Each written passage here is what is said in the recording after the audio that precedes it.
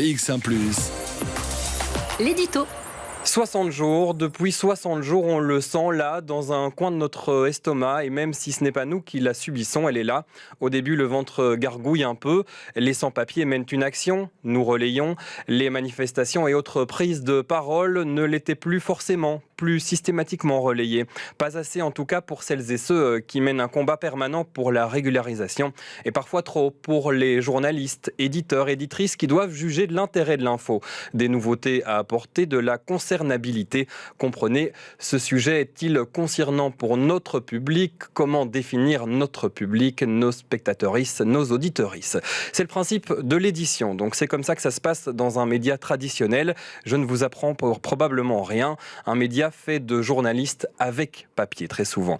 BX1 suit cette grève dès le début. Après le temps des gargouilles vient celui des crampes à l'estomac. La grève se poursuit depuis près d'un mois. Les corps des grévistes sont montrés à l'écran. La maigreur choque, les visages n'affichent rien de bon.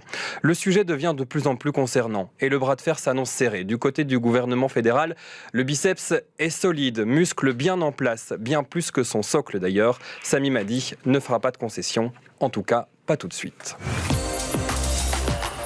Alors hier, 21 juillet, on perd un peu cette boule au ventre. Jour de fête nationale, l'info tombe, soulagement, on digère, nous qui avons le ventre plein. Nous, spectateurs et spectatrices de cette scène sinistre, nous journalistes, nous soignants, soignantes, militants, militantes des droits humains, nous simples citoyens ou citoyennes, concernés de près ou de loin, concernés avant ou après avoir vu les images, avant ou après avoir compris que notre livreur Deliveroo, notre aide ménagère ou la cuisinière de notre brasserie préférée était dans la catégorie des sans-papiers, la catégorie d'en dessous en termes de privilèges. Hier, le soulagement donc pour nos estomacs, mais pas encore la fin du combat pour ces sans-papiers encore loin d'être régularisés. Ces humains, ces humaines qui se sont mis en danger et qui doivent maintenant se reconstruire et s'armer avant de pouvoir entamer ces négociations.